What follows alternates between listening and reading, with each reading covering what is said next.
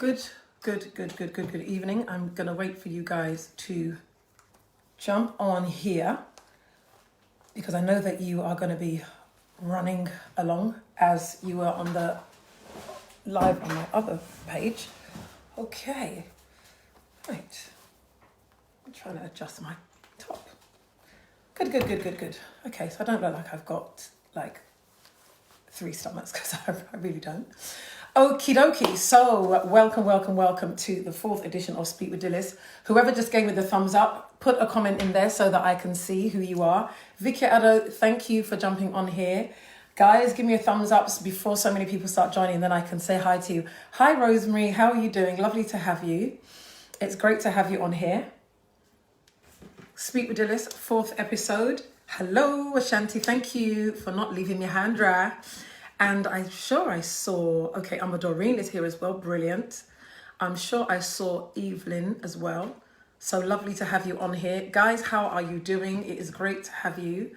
Irene Winfred, how are you doing? Hello. Hi, Evelyn. Thank you very much for jumping from that place to this place. My one and only Ifwaduku. You are just such a faithful friend. Hi, Zoe. How are ya? Hi, Tina. So I was out with Zoe during the week. Hi, Patience. And it was absolutely fabulous. To be honest with you, I'm still tripping. It was a great evening out. It's absolutely brilliant. Hi, Ifya. How are you doing? Guys, it's so lovely of you guys to jump on here so quickly. Can you please share this live? So if 5 of you could just do click, share. That would be amazing. And let us have a wider conversation about friendship in relationships. So last week we did friends, which I think was really interesting. Some of your definitions of friendship and stuff was absolutely brilliant, I have to say. And I think what I'm enjoying more and more about doing Speak With Dilys is your participation. So, you see a lot of lives and stuff, and it has to be short because they get a bit boring because it's quite one way. This show is not like that. A lot of it is about you. I just throw the meat out there and you guys just devour it. So it's great. Obapenny, thank you very much for being on here. Patricia Koloko as well. And Maisie, thank you so much for being on here. So for those of you who don't know who I am, in case, because I have seen some, and Hetty, how you doing? I have seen some new names as well. Hi, Shell, how are you doing? I haven't seen you for a while. I will tell you very quickly why I put together Speak With Dilys. So I put together Speak With Dilys to create a safe space for us to have conversations that we would not normally have. And I felt that it was important because of the need for us to begin to change or to effect change within our communities. And I sincerely and truly do believe that it does start with us. And that is the main reason why I created Speak With Dilys, so that we could talk about things that matter, people who count, and information that needs to be heard. I sincerely believe there's a lot of stuff that needs to be heard, but articulated in a way that people can receive it. And I know that God has gifted me, that I am able to explain things in a way for people to be able to understand and bring those very difficult conversations to a place where people are comfortable in having them. So that is why Speak With Dilys was put together. Let me quickly welcome some very important people. I have Faye Clinton that just joined. Andy Mack, thank you. Blessings to you too. Temi Tokwe, welcome. Shamat, welcome as well. So guys, yes, so you will see me just break and say hi to people. So don't be alarmed. I've got my coffee ready today. Good evening from Nigeria. Hi Dee, how did you almost get lost, my sister? I said, just click on the link. Abba. So guys, if you know that you have the propensity to get lost, you need to like the page and you need to follow it. There's so many of you that watch this page or just watch these lives and you haven't liked the page and you're not following it. You've not switched on your notification bell. That is not good. So guys, this is why we're here this evening. And I'm quite impressed with myself because I literally was at a party, ordered my Uber, jumped in, left. I had to pack my takeaway, the jollof rice, the chicken, everything is all there. Yeah, so that I could be here on time to have a wonderful evening with you guys. So you are absolutely worth it and I would not want to be anywhere else. Okay, so Speak With Dilys. What are we speaking about today? Today we are speaking about partners with benefits. Now we've all heard about friends with benefits, which essentially is somebody who is a friend that you sleep with. In a nutshell, that's what friends with benefits really is. So So I kind of flipped the script a little bit and I called this episode Partners with Benefits, because I think that we are missing a trick when it comes to how we are with our wives, husbands, partners. And I believe that there is something that we can do to improve our relationships and make it work for us a lot better. Because in an era where there is so much variety and choice, what do I mean by that? Obviously, men and women and, side chicks, side willies have always been there. I'm not saying that they haven't. But I think the morality bar has dropped so low that anything goes nowadays. So how are we able to maintain our homes and our relationships amidst all that is going around and the numerous amount of choice that is being thrown at us daily?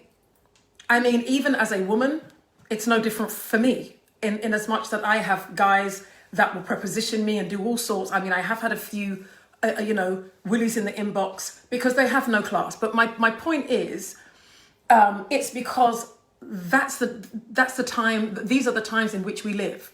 It's not uncommon. And I'm saying that when you are in a relationship, how are you able to resist some of these temptations? And how are you able to cultivate or maintain the friendship element of your relationship?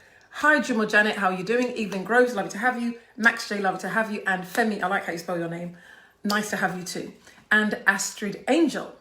So, I think I've said hello to everybody. Guys, if you could just share 5 of you on here randomly, just click share and I will thank you and give you a shout out while you do it. I don't think anybody has shared this live as yet. I don't know why, because it is kind of good.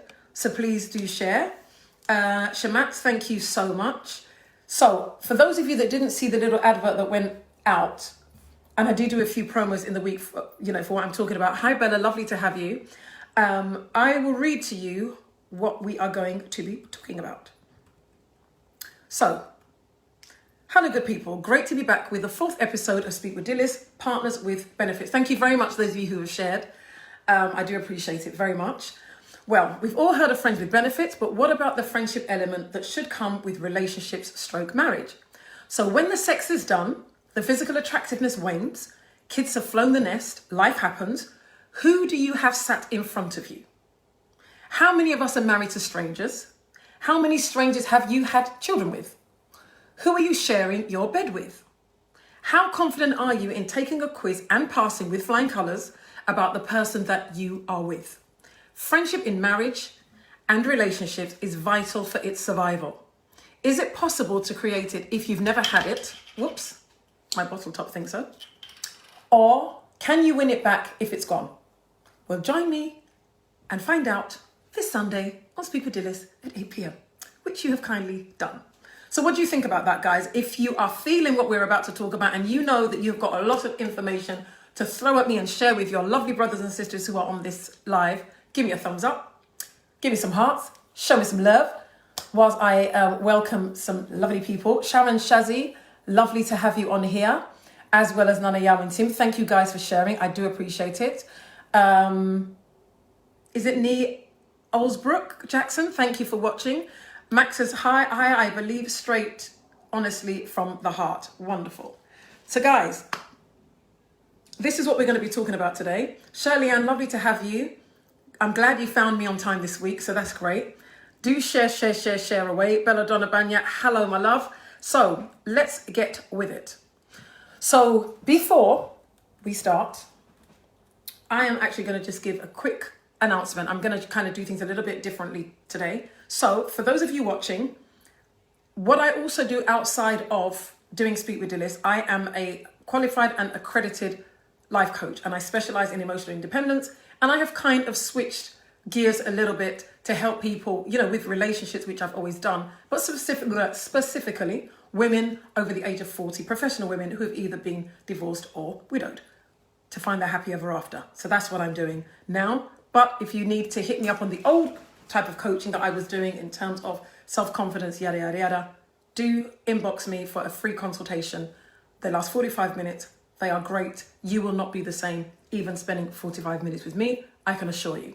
Okay, so that's done. I'm also a public speaker. So any public speaking events that you would like me to speak at your business, company, whatever, again, do hit me up privately. I will be doing something called Dining with Dilys in the new year, where you'll be welcome to my lovely home with a maximum of 5 women who will share this space, and we will speak about anything from how to recover from having multiple miscarriages, to revamping yourself after divorce, to how to show up as a boss in your workplace. It will be anything and everything will be discussed here in a coaching style conversation, champagne, 3-course meal. I am a great cook. I will be cooking for you personally. It's no takeaway.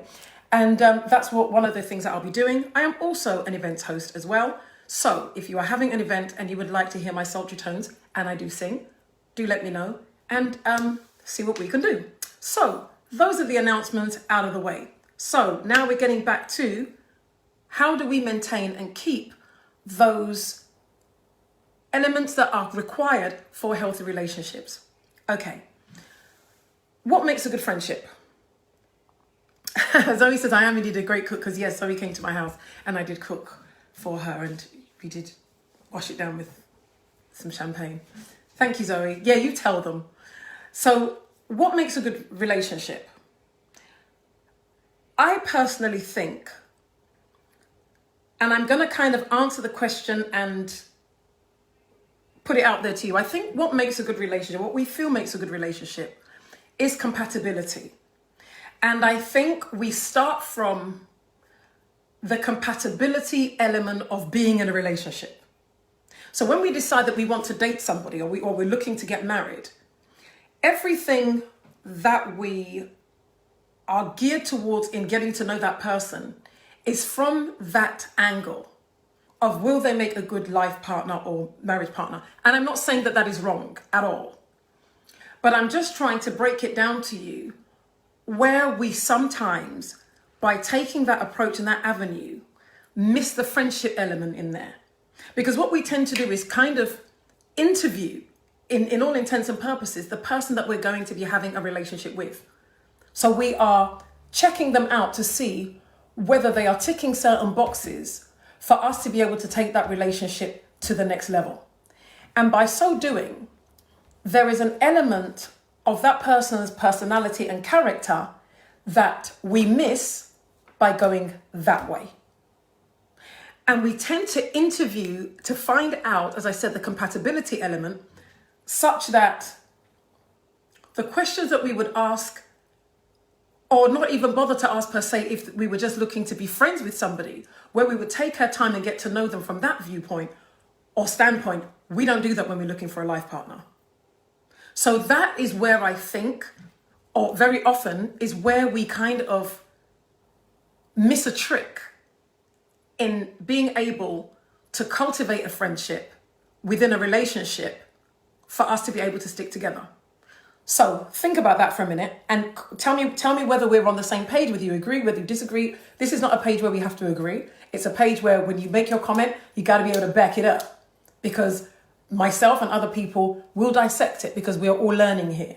Okay, but your opinions are always respected. That is why Speak With Dilys exists. Okay, so even if it's a great topic, thank you very much. Near Olsbrook says, people are constantly growing and changing.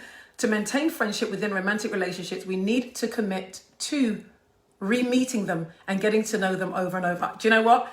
Shall we swap seats? Because you have just taken my line. But that's excellent. And I absolutely agree with that. And I'm going to explore that a little bit more. Howard, thank you for joining. James, thank you. Thank you for the compliment, James. Mansure, thank you for joining. Is it Katri, I think. And Denise, my lovely sister Denise is here. And Emo Agege. Guys, I hope you're enjoying this. If you have just joined, spread the love. Share it with 5 people. 5 people on here. Just share. And let other people join this very important conversation. You never know. Somebody watching could be your next partner. You never know. Stranger things have happened. Sorry, I was thirsty. I should have said excuse me. So do excuse me, Sonia B. How's it going? Hefzibah, lovely to have you on here. So that is what I think is a starting point in making or creating a good relationship. Getting to know the person outside of the confines of I want to date you, or I'm ready to marry, or you're ready to marry me. Do you see what I mean? So I think if we kind of change positions on that, therein lies, I think, the key to unlocking a side of a person that you wouldn't be able to do typically, okay? So what is compatibility, and is this a substitute for friendship? And let me explain why I say this. When we meet somebody that we want to date, we look at how compatible are we? The thing about compatibility is it can work on paper, but not necessarily in real life. I repeat that. The thing about compatibility is it can work on paper, but not necessarily in real life. And I'll explain to you. When you go on a dating site, and admittedly, I have never joined a dating site before, though I am a huge advocate for them. I think they're absolutely brilliant. If you join, not the cheapy ones so that you meet dregs, but if you join some proper ones where people are vetted and what have you, I think they are brilliant.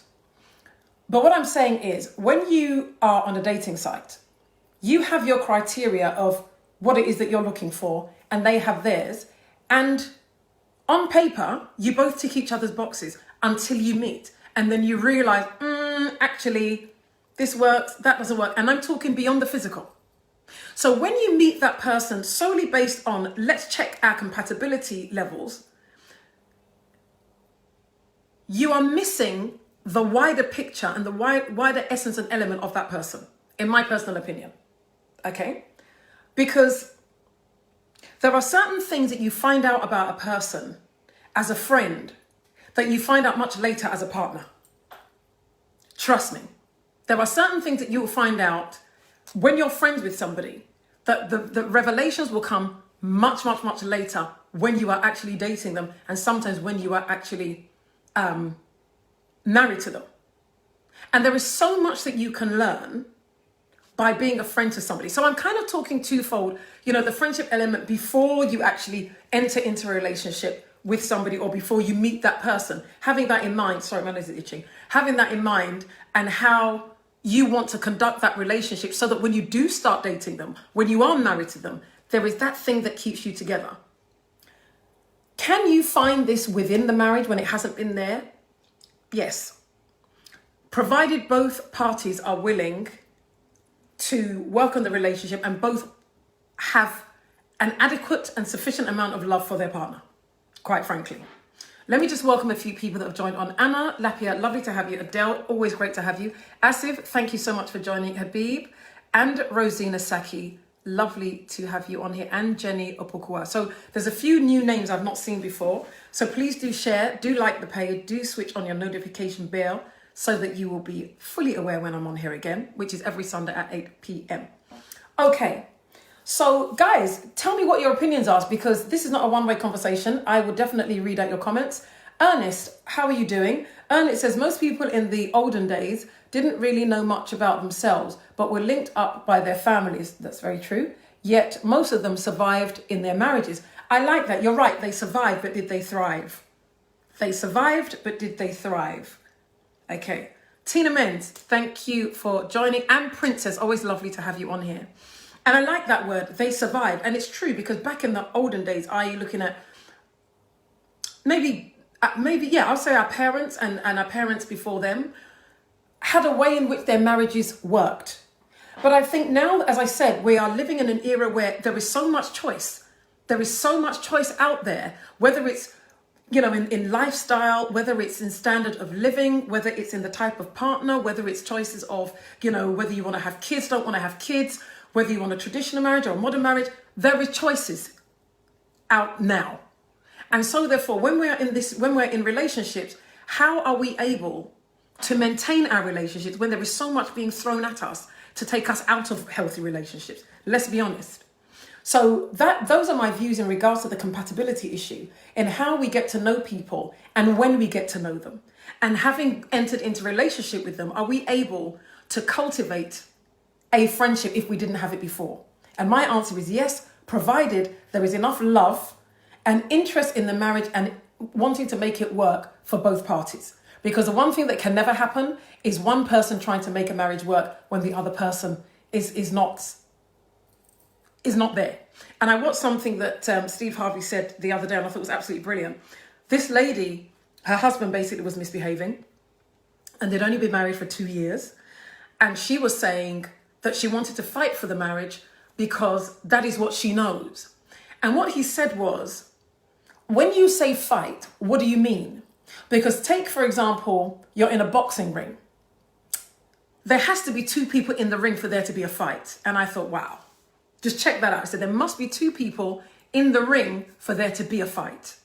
So likewise, if both parties are in this marriage or in this relationship and they want it to work, then you have a standing point in order to build on and move forward. So what do men feel women want? It's very interesting because, my work is about relationships predominantly in whatever capacity. And it's very interesting to hear what is it that men want, or what is it men think women want, and what it is that women think men want. And to be honest with you, the two don't always meet. The problem we have is the fact that neither party is ready to listen to the other. A lot of assumptions are made, and there is no open, honest conversation, because both groups of people, I believe, tell each other what they think they want to hear, which is dangerous. So I think when we're able to decipher what it is men want and narrow it down to what is it that the man that you are with wants, then you're onto something. Because, for example, when we talk about men just wanting sex, it's something that we have been raised on as women worldwide, regardless of your ethnicity or what have you. We are taught as women to believe that so long as you give a man good sex, then you're home and dry. But that can't be the case, because every prostitute would be married, happily. And if that was the case, with a lot of relationships, maybe in the beginning the sex was great and it doesn't work again for whatever reason, what's the reason for that? I think the reason for that is the friendship element is missing. And why do I say this? When you are in love with your friend, I believe it's the friendship element that makes fidelity possible. Why do I say this? When you genuinely like somebody as a person and as a friend, the fundamental thing that you don't ever want to do is to hurt them. That's on a regular, that's on a normal, basic level of understanding. When you have a friend, somebody that you class as your best friend or your good friend, you always want to look out for them, protect them, be there for them, stand by them. Those elements are often missing in marriages and relationships. Often they are missing. What's happened is people get romantically involved. And because they are romantically involved, like I said earlier on, the area where you would cultivate a friendship isn't there. When you have a friend that, let's say, for example, wants to go to a fashion show. You don't really like fashion shows, but because your friend's got no one to go with and they really want to go, you'll go with them because they're your friend. When it's your husband and you can't stand football and he's a football fanatic, and because you hate football, you won't learn a damn thing about the game and you won't sit in the room, you have missed a crucial something that could connect the two of you by just disconnecting because you're not interested. Hear this, ladies. I'm going to get onto the men in a minute. But I'm telling you, these are some of the things that draws you closer together. No one's saying you have to understand the offside rule. I never did. But I'm saying, find out the things that interest him and find out what makes him tick beyond what goes on in the bedroom. Find out, is it football? Is it cars? Read something. Pick up a book. Go on the internet. It's the Grand Prix. Read something. Find out a couple of facts. It will impress him. And then, massage his ego a little bit. And by so doing, he's going to think, oh, well, I do have this in common with my wife. So whereas he may need to, maybe often will go out and have a few beers with the boys because the boys understand football, maybe once in a while he'll sit at home with you and share that special moment with you. All I'm saying is, I'm just using football as an example. All I'm saying is, find that something and use it to get to know the person. Not your husband, the man called John, the man called Peter, the man called Kweku, the man called Coyote, whoever. Get to know him as a person. What makes him tick? What does he like? What doesn't he like? Who was his best friend in school? Ask questions. Be interested. Because as much as, you see, when we believe stereotypes, you know what it does? It makes us lazy. It makes us really lazy. What stereotyping does is it makes you believe the general consensus on a group of people or thing such that you don't have to do any work to find out for yourself. How do you expect to maintain a good, healthy relationship and cultivate a friendship when you're walking and working with stereotypes? Men just want sex. But how do you know that you're giving your husband the best sex he's ever had? The fact that he married you doesn't mean you're giving him the best sex he's ever had. Trust me. So you can't really rely on that. And at the end of the day, as a woman, unless you've had, a hysterectomy, there's times in the month that you may not be able to have sex. So what happens then? Sex alone cannot keep your marriage. Trust me. It really can't. It's great for your relationship. But let me tell you something about sex. Sex is even more amazing when you're having sex with your friend, i.e. your husband, or I don't mean your friends, your next door neighbors. But you know what I'm trying to say? If you are a friend to your husband and you are so close on a friendship level, sex is on a different plane. So I'm saying that when you discover who your friend is, the things that makes him tick, for that man to know that you are genuinely interested in him, that is when he will be vulnerable to you. A man is vulnerable to his friend, not just his wife. Because when you when you hide behind the titles, or when you wear the titles, depending on the type of marriage you have, especially if it's a traditional marriage where the husband is the provider and yada, yada, yada, yada, yada, he has to wear that, I'm the head of the household, I am very focused, I can't show you any kind of weakness, I'm there, I'm maintaining my house, my children, blah, blah, blah. But when you're his friend, he's able to say to you that, babe, you know what? I'm worried. I don't know how I'm going to close this deal. We're owing some money. There is a level of transparency and honesty that is brought into the home when that man can be vulnerable and be a friend to you. And you to him. So leave the stereotypes alone, because a lot of men, and I find this with a lot of African men, they can be very fixed in, but a woman just wants this, but a woman just wants that. And I'm like, mate, you're not going to be married to but a woman. Your wife's name ain't but a woman. She's called Mary. You best get to know Mary.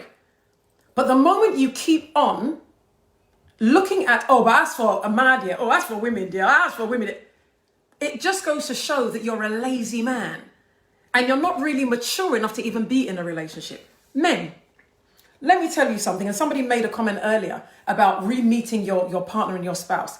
Absolutely correct. I'm going to hold that thought. Let me read some comments. So remind me, I'm going to be talking about the men and friendship and all of that and re-meeting people. Okie schmoky. So let us read some comments. Nee Osbrook says, I think that titles and commitments can often create complacency. I really do agree. Well, I'm the wife, I'm the husband, so I can relax now. I don't need to take care of myself and whatever. I think that's very true. And that's how I said it can make you lazy. Aisha Ankara, thank you so much for joining. Always good to see you on here. Stereotyping is everywhere and it causes serious, long-lasting harm to us. Indeed, it does. Ernest says, let me just click here. Men ought to understand and know the modern day woman isn't a second fiddle, a slave, nor just a sex mate, but the modern woman is a partner, a friend, a companion, an advisor, and a jewel. I love that. Cultural difference and upbringing renders the modern day African woman powerless. Yeah, that is so true. Oh my gosh. That is true. That is true, because we find it very difficult. I would be classed as a modern day African woman. And there is that constant battle of maintaining the good part of our cultural values and being judged sometimes just on the way I look or the way I speak. It's like, that one, she wouldn't want to go to the kitchen, or that one, she'll be fighting with her husband to be the head of the house. I have never desired to be the head of my household. I'm a Christian woman. I understand headship and I understand authority. I understand how, what submission means. Not what people think submission means. The husband just, oi, go and get me a beer. And he runs to the kitchen and he get him a beer. Oi, bring me the slippers. That's not what submission is at all. But I don't have time to go into that. But what I'm saying is I do agree with you, Ernest, what you're saying, because it very much is a challenge for us. And where you have a man that is dealing with a stereotype, who he himself has not grown, what he does is he feeds into that alpha male, or no, not alpha male, the masculine toxic behavior to exert his authority, to show that, hey, you might be a modern woman, but don't bring that thing to me. And it is difficult. And when you have those two dynamics working, that man isn't ready to be vulnerable, and that woman doesn't know what she should do in order not to step on your toes. So yes, there can be a bit of a conflict there. But again, if you are cultivating that relationship from a friendship standpoint, there is enough time for that person to get to know whether you are a woman that falls in category iron knickers or category G-string or category bola pants. That just came to my mind. But yeah, he will know what kind of woman that he's dealing with. Next comment comes from Millie, lovely to have you. Says, I think two people coming together can still keep their own identity, 100%. Interest without this, identity or interest, without this really having a negative effect on the union. We can still have our own interest and still accommodate each person's interest. Yes, of course, I'm not saying anything different. I'm not saying don't have your own interest. I'm saying be interested in your partner's interest as well as. Because if you don't do that, why would they be interested in yours? And this is what I'm saying, that you create multiple scenarios to stay connected. To stay connected. So of course you have your own identity. I'm not saying that you lose that, but I'm saying that be interested in your spouse's interest so that they also can be interested in yours. Because that also because you talk about what you're passionate about. So for example, if I'm passionate about, I don't know, people, making the world a better place, I have to be able to discuss that with my partner or with my spouse. It's such a huge part of my being that if we don't have that in common, there's a big chunk of me that you're missing. And that's where I'm saying that we need to try and shut that down, because there are so many things that are constantly challenging and warring against our relationships. So as much as we may be flippant and say, oh, well, they had an affair because they wanted to. Again, I have spoken about this, before in some of my other shows. It's not that simple. And I'm saying that you can be proactive in cultivating and maintaining relationships in a way that you are not playing catch up. So the point I was going to make before I started reading the comments was talking from the women's, talking to the men about women. Let me just have a swig of water.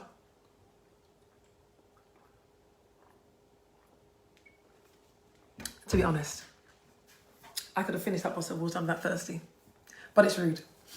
So hi, Annie, thank you for joining. And Sylvian, Guelajo, I think that's how you pronounce your name. Apologies if I've mispronounced it. And Mamioda, lovely to have you on here. And Irene, Kagwa, and Kay as well, KB. So guys, thank you for joining. If you have joined, do just share this live. 5 of you, click, click, click, click, click. If you can, just click that share button. It ain't gonna kill you. And let's have a wider conversation.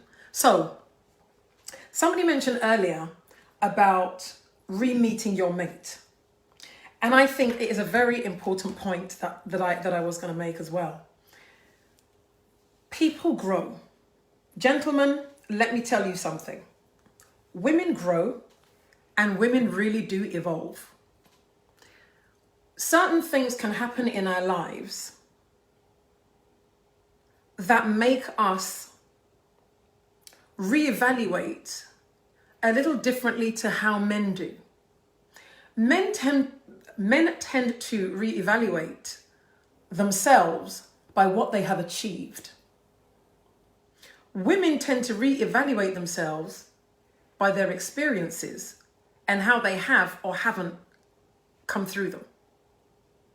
Yes? So men tend to reevaluate themselves by their achievements. Women, we reevaluate ourselves by our experiences and how well we have or haven't come through them, before we look and see what our achievements have or haven't been. Now, if we are reevaluating ourselves because of the experiences that we have gone through, it means that they have had an impact on us, either positively or negatively. Now, irrespective of which category we fall into, there is something that happens that changes us as women and as people. You, the man, have got to make it your business to get to know that new woman. Because the problem is this. A lot of times, men seem to feel that, oh, I knew her when she was, and therefore she's not. I can assure you, get to know that person again.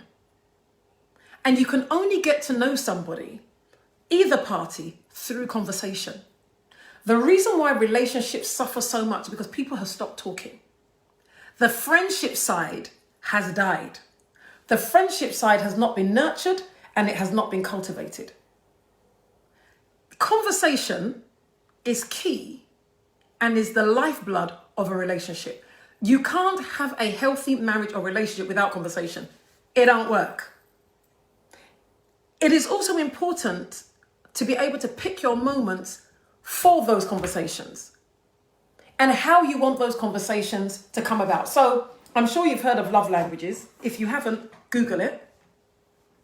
And there are 5 love languages where people talk about whether they are people that are best communicated with through gifts, acts of service, words of affirmation, physical touch. And I think there's another one I can't remember off the top of my head. I think I've done quite well, actually. For me, mine is words of affirmation. Words are very important to me. Very, very important. So I'm quite pedantic. That's why when people say that, I'm like, well, what do you mean? Explain yourself. Not because I'm trying to be difficult. I have to understand because words mean so much to me. So it's not surprising that I'm an author. That obviously I write books. That's how important it is to me. So it's essential that you find out how that person likes to converse. What is it that gets them going and makes, for want of a better expression, their juices flow in terms of conversation? I mean, communication can be challenging. Oh, believe you me, it really can. And in order for you to be able to conquer that beast, you have to be a friend first. Because what tends to happen when disagreement happens is you feel attacked and you don't feel that you're speaking to a friend. When you're speaking to a friend, there is a level of a friend that you like or love. There's a level of compassion and respect because they're your friend. For some reason, when it comes to spousal relationships or partnerships, those good skills go out the window. Let me not expose my business, but it's amazing how those standards just seem to drop when you're in a relationship. So what is it that we need to learn to be able to maintain that, to treat that person like a friend? Because like I said, once we go and we have the title of my wife, my husband, that title doesn't mean much if it's not a good marriage or if there's a marriage with issues. Because I came across a story when I was in Ghana recently, and I was told about a man who very wealthy. No, actually, I can't tell you that bit because they might know who it is and I don't want to get anyone in trouble. Okay, let me tell you this bit. The fact that he lives like a bit of a king, but his wife, not that she lives like a peasant, but she doesn't live like how her husband lives. But her husband would do for his friends what he won't do for her, who is his wife. Bizarre. I find it incredible. But you see, the reason why that's possible is because his wife is just the wife who happened to have sex with him and give him children. But she is not his friend. But there is no way that you can be a friend to your husband or you can be a friend to your wife and not have the full package of what a wife or a husband should be. Does that make sense? If it makes sense, give me a thumbs up whilst I have some water.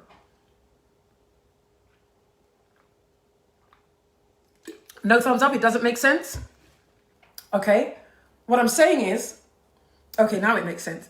I'll repeat it. What I'm saying is, when you have a friend within your marriage, they are able to enjoy the title of wife or husband that comes with it. When you don't have the friendship element, the title doesn't come with anything. And that is why you can have a situation where a man can be stupidly stinking rich and allow his wife to live, financially below him, but his friends are chilling with him on his level. It's because his wife, he doesn't see her as a friend. She plays a role. And I think essentially what I'm saying is, let's get out of playing the roles and let's start finding our friends within our relationships. Because if we find our friend, we have found everything.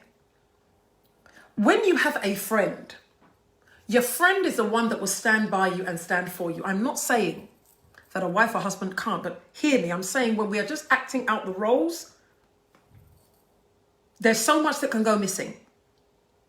But when you have your friend, somebody that loves you as a friend and has got your back, when you are sick, that is the person that has got your back. All the wives and the husbands who look after sick spouses and what have you, and I mean properly, not out of obligation because of the title that they hold, but because here, that's what they want to do because that's my friend. That's what I'm talking about. When it comes to fidelity, a lot of men, some men find it difficult being faithful. We have all sorts of theories that, whatever, I'm not going to go into them. We've all heard them, we're all adults, we all know what it is. Whether we claim it's not natural for one man to stay with one woman, whatever. The one thing that I have learned, and bear me witness, you men, if I'm lying, because I speak to you a hell of a lot. These are not necessarily just my views. It's a lot of conversation I have with a lot of people.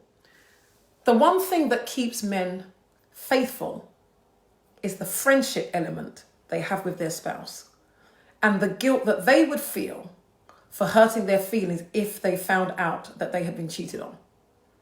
Not necessarily the fact that they are married. I'm telling you honestly, not necessarily because they're married. It's the friendship element. How much that person has stood by them, not just as their spouse, but as their friend, and been there for them, that holds them back from doing foolishness. I'm telling you, titles will not... Okay, let me see what Charles said. Okay, there's quite a few comments here. Belladonna says, my husband is passionate about football and I love girly and ratchet housewife shows. His words. We spend most of our days off watching either sports or my shows just so that we can spend quality time together. Voila. I understand football better now and he knows most of the characters on my favorite shows. Now that's friendship. That's friendship right there. We both decided to make an effort. Hear what I'm reading. I know I keep stopping, but I want you guys to pay attention. Because like I said, this show isn't just about my views. It's about the amazing people like yourselves that contribute with so many excellent either piece of advice or sharing your experiences. So I read these things out so that sometimes the 200 odd comments that you may not be able to get through, I try and read as many as I can. And what you have said here is, we both decided to make an effort to show interest in the things that we both enjoy individually, because the goal is to spend as much time together as possible, enjoying a good laugh along the way. Now, you've reminded me of something, actually, and I think that's an amazing comment, and I can see you must have a beautiful one. Ladies, let me tell you something. Humor is the best aphrodisiac. Trust me. If you can make your man laugh,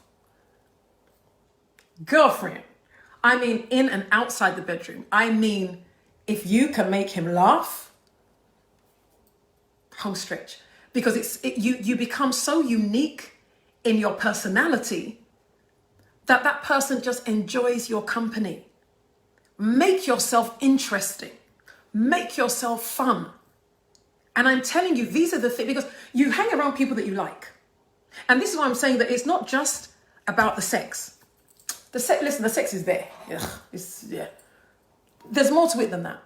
If you can get to this man through being his friend, through trust is a huge thing, through him being able to trust you, he ain't going anywhere. Same with the women, men, listen up.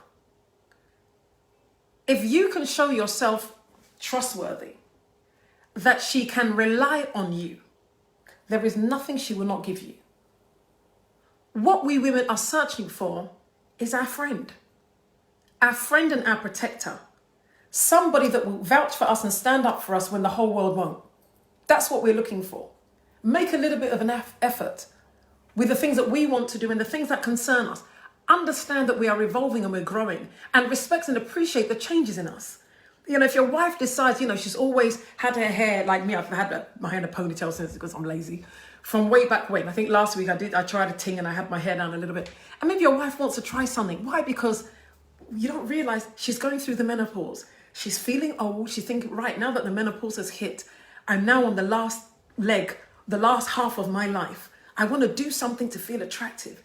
And you look at her and think, why have you done your hair like that? You know me, I don't really like women with makeup. Relax. Allow her. Ask her, how are you feeling? I see you've changed your hair. Is that you just wanting to change your hair, or is it that you're trying to express something? Talk to me. I'm telling you, there's nothing that your wife will not tell you. There's nothing that your partner will not share with you. That's friendship. You can't have that kind of conversation when you are not tender, loving, and caring. I'm not saying you're not going to fight. Believe you me, I have some epic fights. But there has to be a fundamental, like, for example, let me show you what the test is. When you fight, you miss speaking to each other. That's when you know that you have a friend and not just a husband or a wife. Trust me. And for that reason, you want to kind of get back into that happy space, because that's what you're used to, because you miss your friend, ultimately. So those are some of the little pointers that you can use to see, where you are in this whole friendship in relationship thing. Faustina Amperful, thank you for joining. Nee Alsbrook says, I agree. Ruby Abanabuating is watching. Thank you very much. Nee Alsbrook says, my girls and I discussed this the other day. People want to speak in their own love language to their partners. Absolutely. And it's so important that you speak to somebody in the language in which they understand. I think I will throw this in there as well, and I think it's important. Please go and Google the 5 love languages. And when you do, I would like you to also Google the 5 apology languages. I don't know if I'm calling it right, but just go and look for the 5 different love languages, apologies. It's done by the same people. It's really important, because when, with friends, you are going to fall out. You're going to rub each other up the wrong way, and there's going to be miscommunication, blah, blah, blah. It's really important that you understand how your spouse or your partner likes to be apologized to. So for somebody that likes gifts, maybe go and buy them a little something. It doesn't have to be expensive. You can be, be innovative. It's a bottle of water. Stick it in the freezer. Babe, I know I really upset you. I brought you this to cool your heart. I don't know how much this cost, because it was part of my takeaway package. But how much did that cost? A bottle of water. Cheap and cheerful, It doesn't have to be expensive. Somebody like me, I don't really do apologies in the conventional sense. The word sorry don't mean jack to me unless it is accompanied by an explanation as to why you did what you did and a reassurance that you ain't doing it again. So if you come to me and just say, oh, Dilys, I'm really sorry, I will ask you for what? Explain to me. I want to know. Just saying I'm sorry doesn't cut it with me. And for me, if you come and give me a gift without the explanation, to me, that's bribery and that's taking a mick. In which case, I will dash your gift at the back of your head. No, no violence, please. But no, on a serious note, these things are important in order to be able to maintain good friendships. Not jumping to conclusions. Knowing how to open your mouth and ask a question. Not keeping malice. Silent treatment is demonic. Yes, you are a demon. If you use silent treatment on your partner, you are a devil, Satan's friend, Lucifer's first cousin. Don't do it. It's very nasty. It's not a nice thing to do. It's very controlling. So if you have a spouse or a partner that for days on end, they will intentionally not speak to you. Don't eat their food. Sleep like this. They are dangerous. Very, very dangerous. I'm serious though. That whole silent treatment thing. Of course, there's times where you're annoyed and you're upset. We all get upset, and there's times where I don't want to talk. But especially if you're living in the same house, don't let the sun go down on your anger. And one thing I'm going to throw in here, a lot of people don't like practicing this, and it is very challenging. When you have a disagreement, it is very important that there is a conclusion to that conversation. Let me give you an example. Me and my partner are arguing, or we have a disagreement about how we resolve conflict. And I'm saying, okay, so when we're having a disagreement, you do this and I don't like it. And he will say, you do this and I don't like it. And it's left there. We've just blown our feelings. The conversation should end with, okay, so moving forward, when we have this kind of disagreement, what are we going to do? So that both parties can take equal responsibility for maintaining the responsibility of conflict resolution. Because typically what happens is the stronger party, or the one who least likes conflict, would just compromise by allowing the other person to just get away with it. But then what happens is when another scenario similar to what has reared its ugly head before arises, you fall back into roles because you have not yet come to an agreement on what to do when you have this particular issue. And each time that thing keeps coming up, and it will keep coming up because it's clearly an issue for one or both of you, it would draw a wider and a wider and a wider and a wider wedge between the two of you. So I think that's important.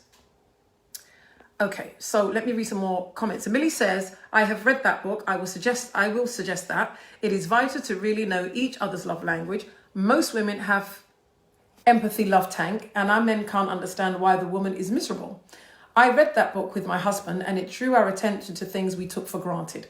You see, and this is why I love doing this show. So here, I've recommended something, and the proof is in the pudding by somebody saying, yes, I have done what Dilys is telling you guys to do, and it has allowed us to have the light bulb moment in regards to our marriage, and therefore it has brought us closer together. So if you like, don't listen to me. It's on your head. Okay, so hi, William. You're late, but lovely to have you. Better late than never.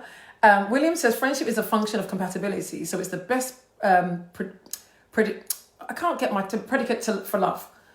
Yemisi Parker said, how are you doing, big sis? Abba Dallas, some of these words I can't see, so do forgive me. Some men don't want their women to be their friends. They are so set in their ways. Then why are you in that marriage? Why are you sleeping with the enemy? And you see, I'm sorry. I will never be an advocate for any man or woman staying in an unhealthy marriage. Let me tell you what happens when you're in an unhealthy marriage. And I'm not using partnership, because partnership, you can pick up your dry foot, pack your things, and go along. But marriage, it's a bit different because there's a process that you have to go through in order to get out of there. What you're doing is you are destroying your destiny. We all make mistakes. You don't have to live with them. If you know that there is absolutely nothing that can get you, that can work in that marriage. You owe it to your destiny and the fact that God did not create you for misery to come out of that marriage. I don't care for anybody to think, oh, this woman is a Christian and she's advocating divorce. Yes, kill me. I will advocate divorce over death. When people say till death us do part, some of you are dead. You are dead. You just haven't parted. So for me, I will not be the person that will tell you, oh, it is well. God hates divorce. It's well, my sister. It's okay. Don't worry. God will do it. God ain't doing nothing. If you have done everything that you can do, and you can see that this person is, because the Bible does say that there should be no other gods but God. And some of us have made our marriages our God. Because of those marriages that we are in, we are not able to function outside of anything. Do you know what it's like to be in a bad marriage? Do you know that you are absolutely no use in any other area of your life? Women, bear me witness. When a woman is not happy in her marriage, she finds it very difficult to function. And when you look at the level of which women are having more and more stress-related illnesses, it is killing us.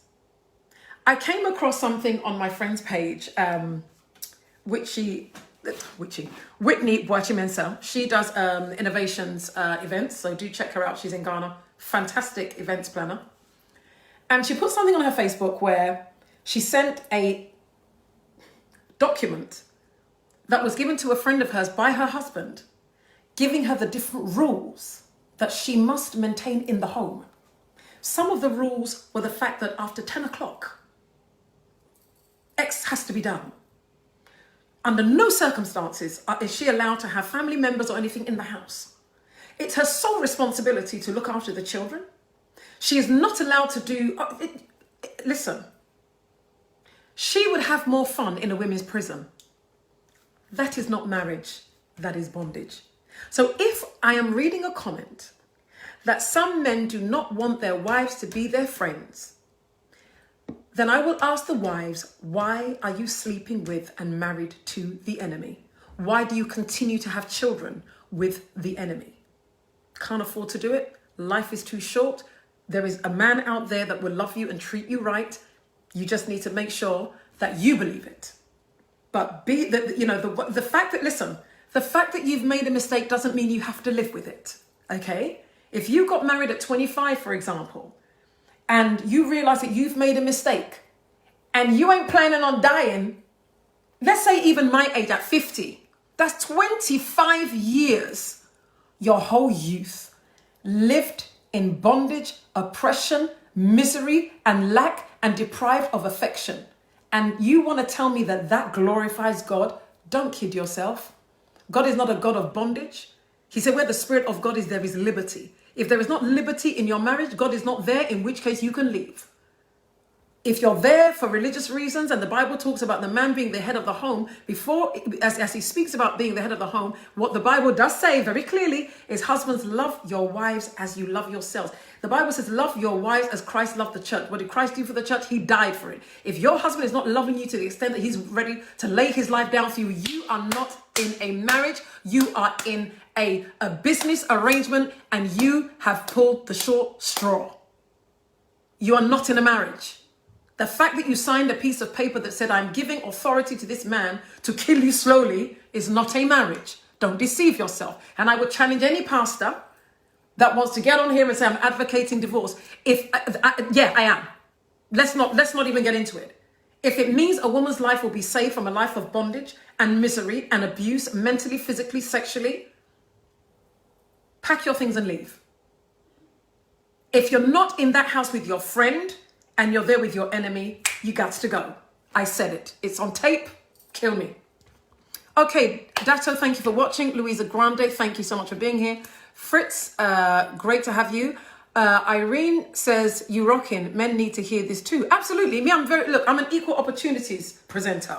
Okay? And this is why I say people get feminism messed up. Yes, I am a feminist, but you know what? I'm a realist. I'm a woman of God, and I understand truth. I understand biblical principle, and I don't put out a narrative because I have an agenda. I put out a narrative because it is in our best interest to build and maintain our families and be able to affect our communities as we go along. So that's why I do what I do. Zarina, thank you for being here. Edward Benson, thank you for being here as well. Linda, how are you doing? Irene says, what about a situation where a man don't like to discuss issues, like to just end the conversation? What do you do? Again, are you married to your friend or are you married to your enemy? At some point, he's got to open up, because what you're saying there means you're with a man who doesn't want you to know him. How do you cultivate a healthy marriage like that? You don't. If you're with a man, listen, let me tell you something. A lot of our men are very vulnerable, and I have said this before. And they are afraid, because of the stereotypes that they are having to live up to show that softer side. I know some men that would rather die than to let their wives see them cry. It's pitiful, but it's true. And all it is those men have got some wounds that are yet to heal. If you believe in that man, and only you know that, I can't tell you, but if you believe in that man and you believe in that marriage, and you have seen, and he is a good man, and you have seen that side of him, be patient with him. Show him that you can be trusted. Because all he is looking for is a place to lay his head. Whether it's safe for him to do that. And you have to be that woman that shows him, babe, it's okay. Because nobody wants to carry all their burdens on their own forever. Otherwise, what's the point in getting married? So I'm tailoring this advice for the woman or the wife that knows that you are fundamentally married to a good man. He just has some issues. But you know what? We lead by example, even with children. For those of you that work with children or have children, there are times where you have a child that is misbehaving, acting the fool and doing all kind of rubbish, but you love them into calmness.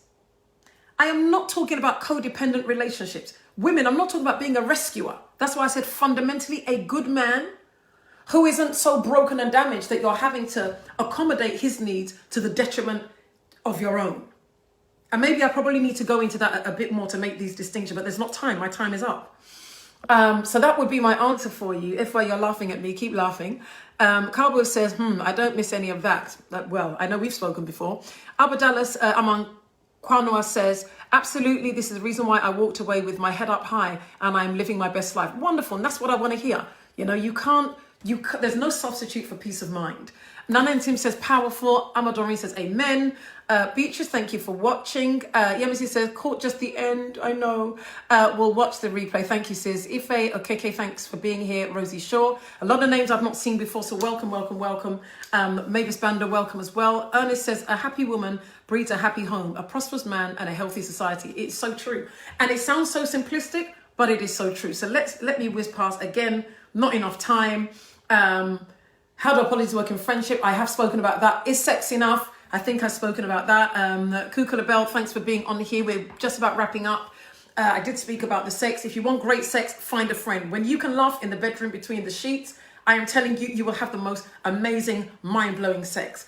And, you know, that's what makes a distinction between somebody that just has sex and somebody who is, you know, going with a prostitute and what have you. There is an added element to your union that adds fuel to the fire, okay? Are you and your partner friends? That's a question for you guys. So for those of you who are in a relationship, are you and your partner friends? And how well do you know your partner or your husband or your wife? If, you know, I had to ask 10 questions, how many of them would you get right? So in conclusion, and I'm running late, be the friend that you want them to be to you. Be loyal and be honest and be loving. Concentrate on growing and nurturing your friendship, and your relationship will automatically grow. Don't work just on the relationship because it doesn't have the same effect.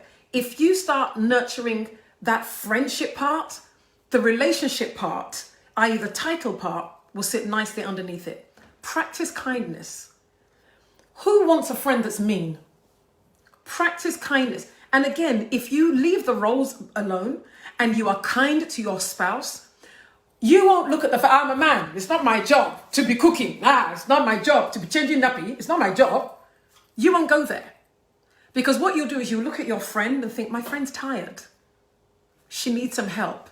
And because I'm kind and because I am concerned about my friend, I am going to give her some respite. Yeah? Practice kindness.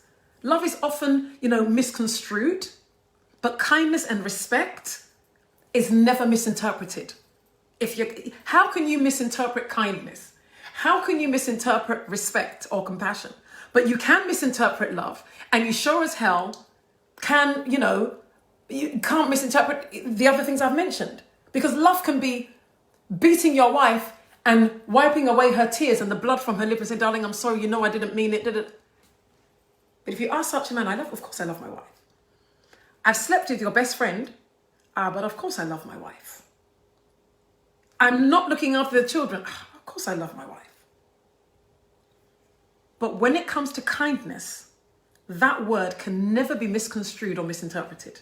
Neither can respect. Cultivate these two things in your marriage and your relationship, and you'll see how it will grow. Great friendships result, as I said before, in great sex. There's a lot of fun and laughter in the bedroom. Such couples are very difficult to come between.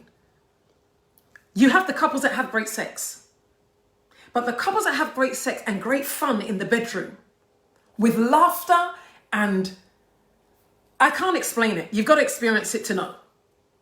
They are a very difficult team to tear apart. So on that note, it's 7 minutes past 9. I'm 7 minutes over. That's naughty. I'm out of here. Guys, if you enjoyed this show, please do share. A lot of you I've invited to like the page. You have not. Naughty, naughty, naughty. So do like the page. Let me quickly read this comment from... it's a long one. Okay. Oh, Bella. Okay. Men and women should stop playing roles in their marriages and just live instead of thriving. This is why people say some men are set in their ways. He only sees you as his wife, not his friend. In his head, being a wife is a separate role. You're preaching, sister, and vice versa. Some women think that missionary positions are what wives should be engaged in. Not this wife. Anything else is considered hoish behavior. Women, be a hoe. In your bedroom with your husband, be a hoe. I said it. Couples should be relaxed around each other and explore each other, and that can only happen when you are friends. Be your partner's friend, his side chick, his side dude, gist buddy, etc. Everyone should take turns to cook, clean the home, care for the children, etc. Let go of the roles society has created and laugh, be each other's clowns. And what a beautiful note to end that on. Bella, you are an absolute diamond, and I think it's just an amazing thing to end on. This, guys, you're going to get me into trouble because I have given myself 1 hour for this show. You've been absolutely amazing. Please do share. And who knows what we will talk about next week. I shall let you know during the week. You can follow me on my personal page as well, which is Dilys Silla. You're always an amazing audience. Your advice is always top class. So help grow this platform, guys. Help support me in making Speak With Dilys something that gets into more homes with more people, sharing in some of this wisdom to help build our families and affect change in our communities. God bless you all. Have a wonderful week. And thank you very, very much for watching. Take care. See you next week. God bless you.